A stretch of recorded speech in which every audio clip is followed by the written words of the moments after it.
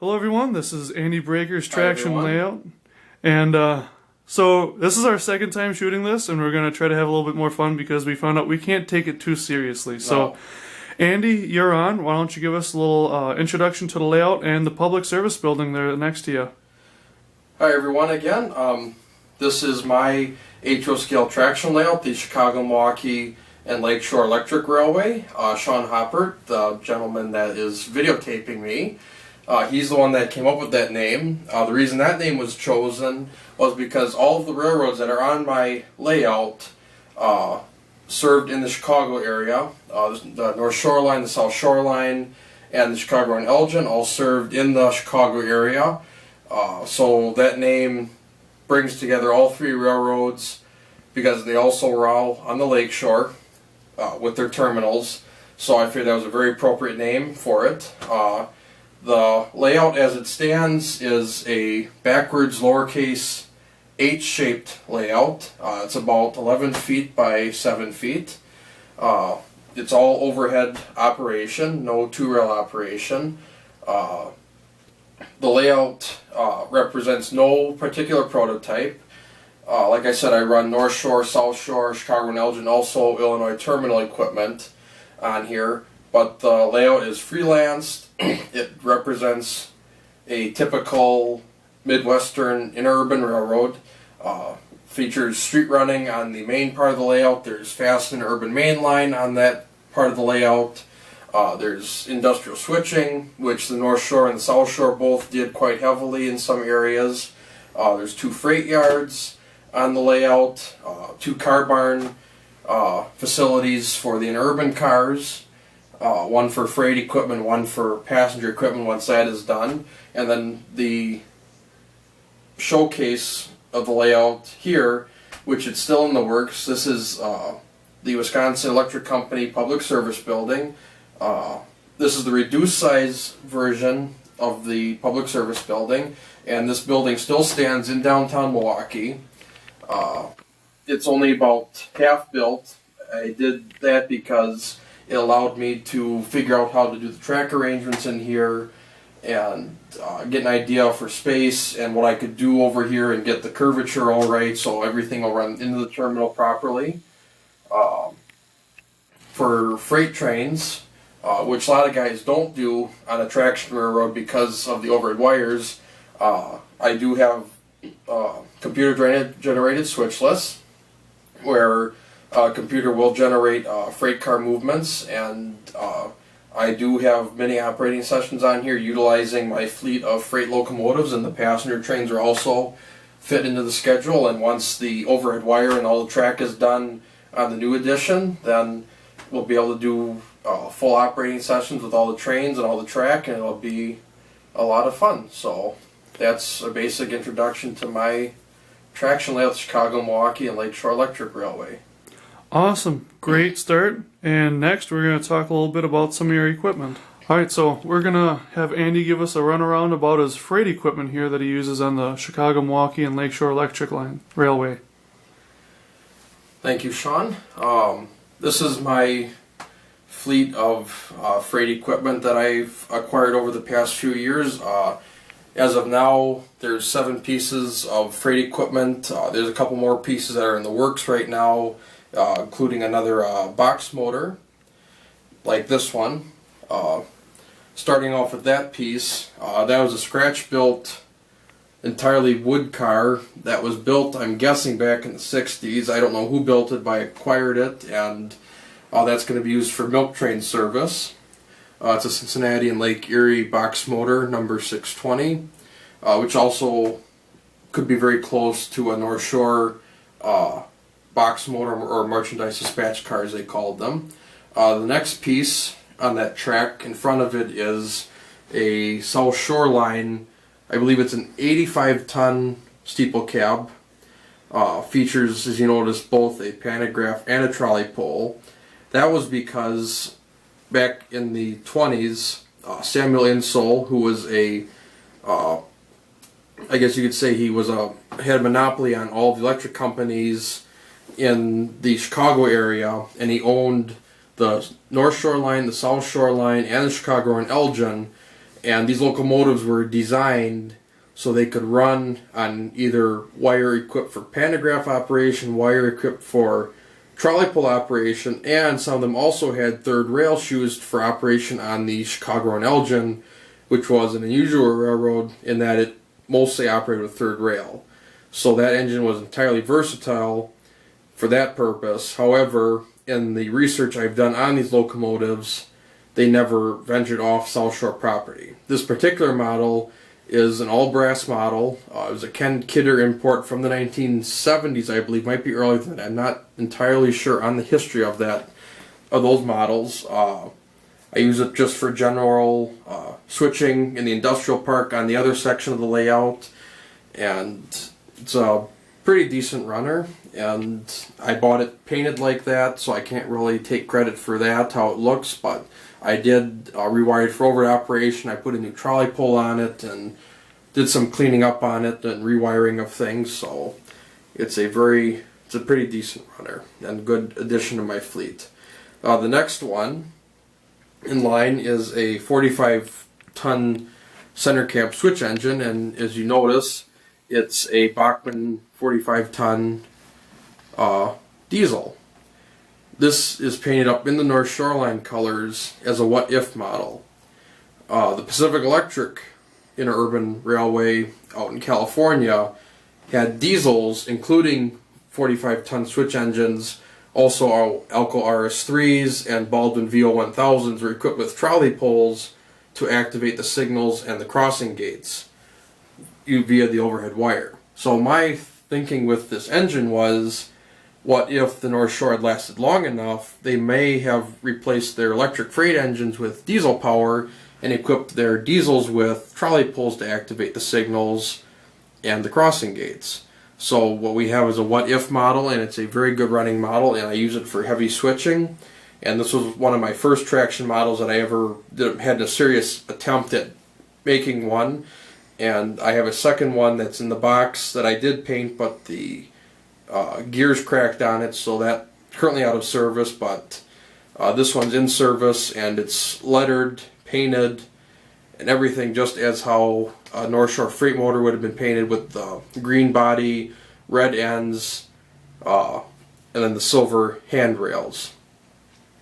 Next, what we have is another box motor. This is a LaBelle kit. It was actually the first LaBelle kit that I built back in, I believe it was 2010, I believe I built it.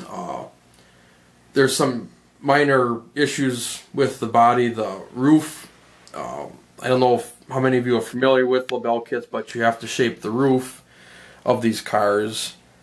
And when I was sanding it down to shape it, I didn't do it properly, and for whatever reason the sides are a little bit bowed out, but it runs well. It's got an excellent drive in it. So it was sitting in a box for a while after I had built it, and it had a very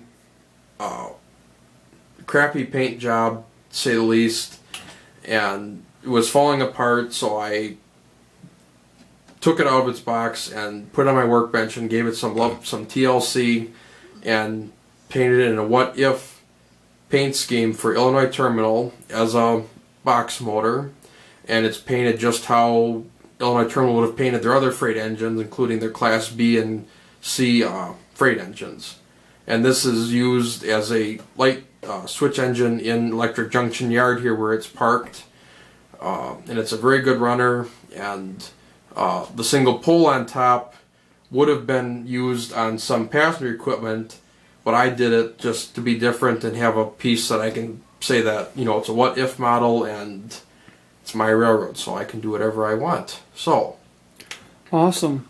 Well, we're going to get down here to the last 3 locomotives that you have for freight service. And these are my cream of the crop, I guess you could say. The first one, this tiny little box cab, is my, I guess you could say, my top of the line freight engine. It's a Illinois Terminal Class B freight locomotive.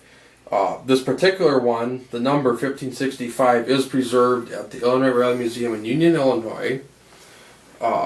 It's a Soitum all brass model that I bought a few years ago, and it sat for the longest time unpainted, and within the past year and a half I finally sat down and painted it. A couple other interesting notes about this model is, before I get into the painting, is the previous owner took the open frame motor out and put a can motor in along with a flywheel, and also the rubber tubing between the trucks was replaced with Athearn universal drive joints. So this is a very solid runner, and extra weight was also added to it, so it's a great puller to pull at least 12 cars. As I understand, there's also two other variations using a similar car body that are called a Class C and a Class D. Is that correct? Yes. Class C locomotives and the Class D use this exact same car body, except both of them had platforms that extended out here, and the Class C's would have had extra one truck, and it would have been just a flat platform, and they were a little bit higher up off the rails, and they had more traction.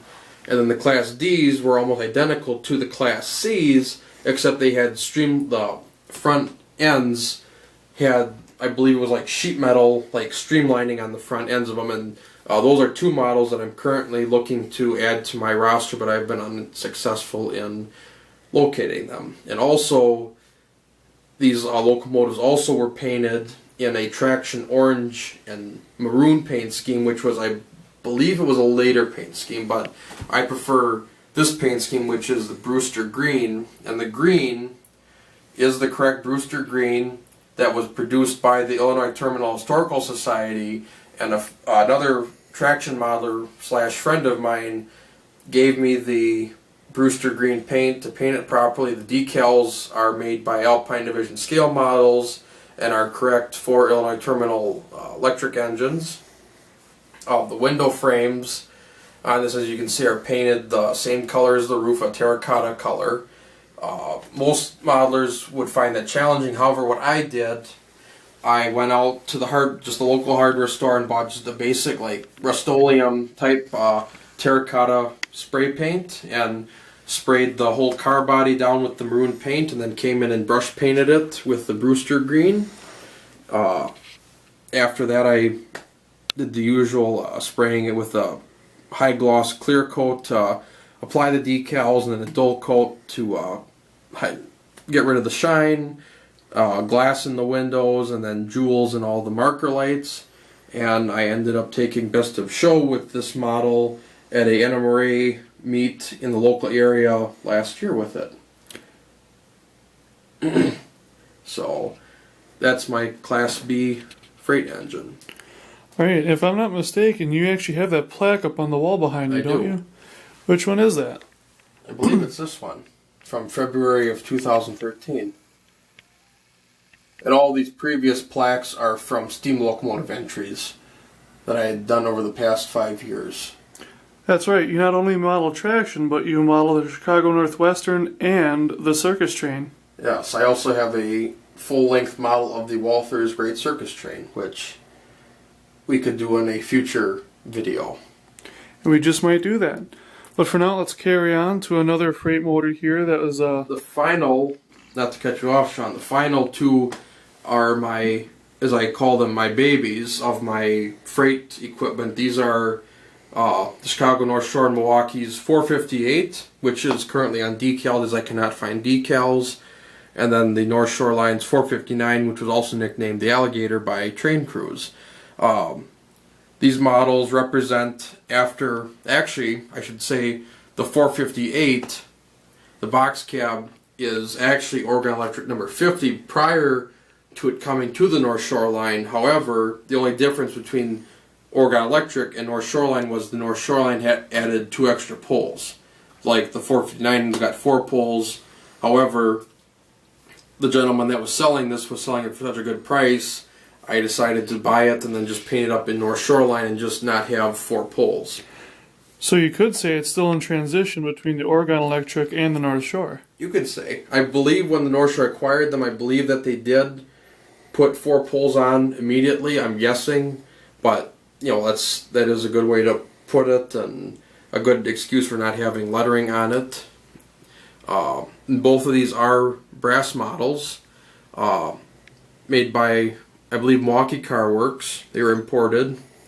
The 459, which is my favorite of the two, this one has an interesting story behind it, in that when the National Model Railroad Association held their national convention in Milwaukee back in '09, this model was part of the silent auction, as well as a painted North Shore brass caboose.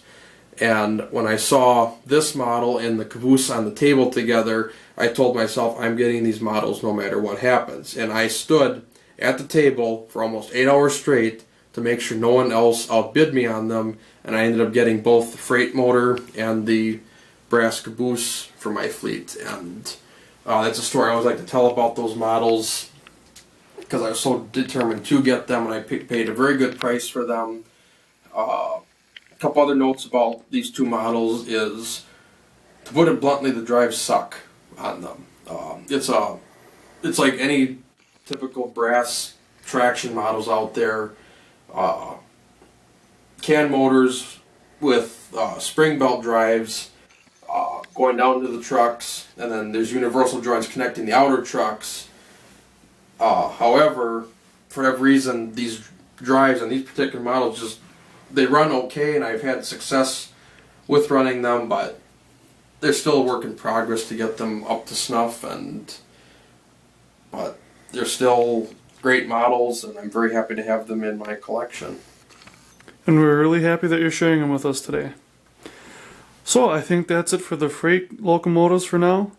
So later on we might catch up with some more of the passenger equipment and more of the layout. But for now, that's all. And on to the next bit.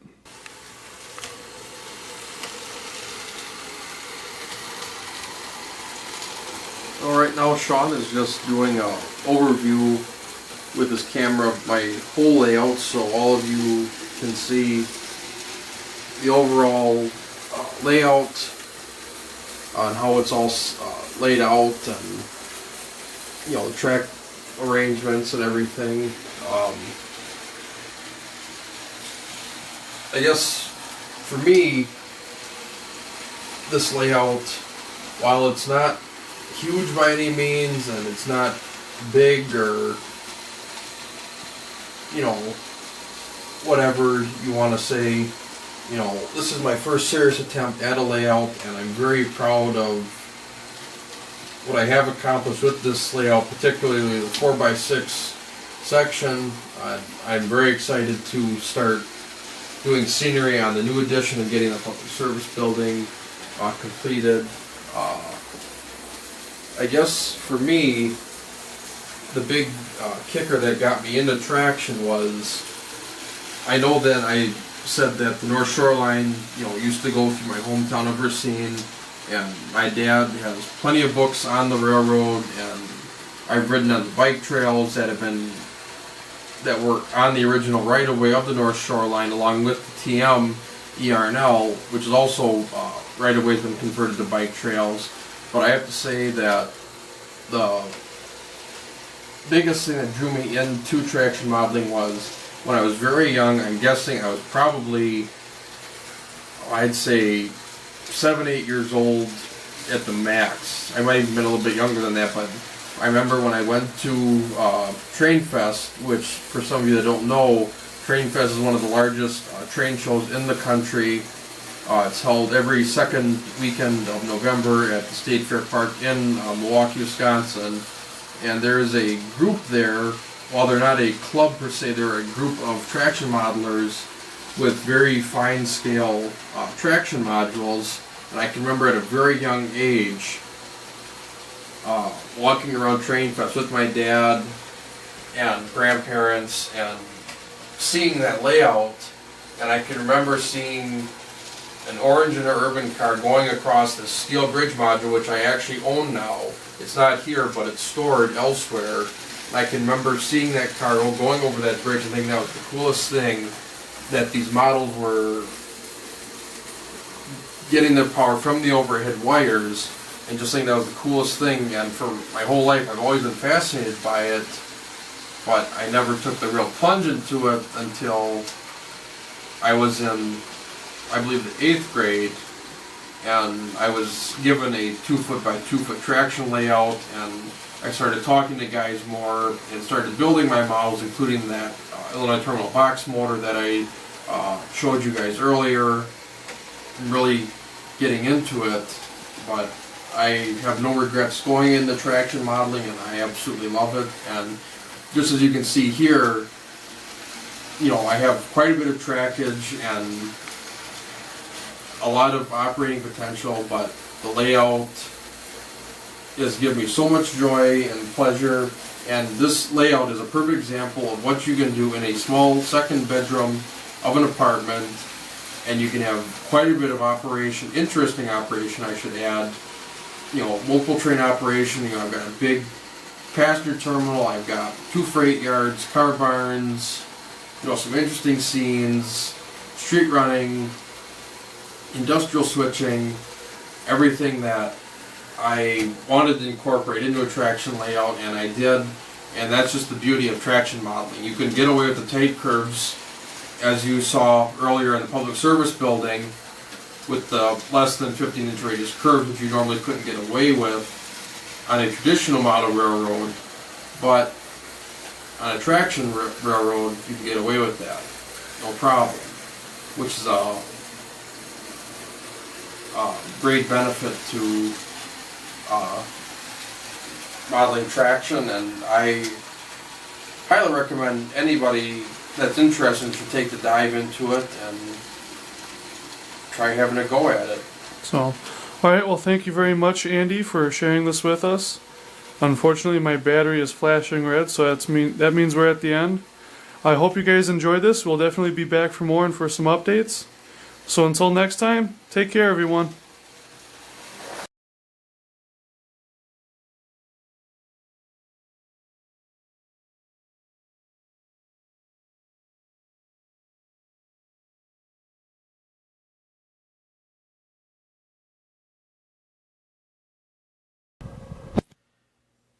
What we have here is the second part of the new edition that Sean Hoppert helped me put up. All this is going to be is just massive car barn storage facility. Stop.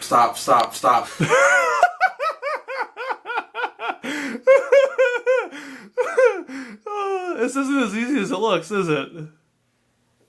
Oh, hey, that hit your shit. So, why don't you talk about your new section here a little bit and what you plan on doing with it so far?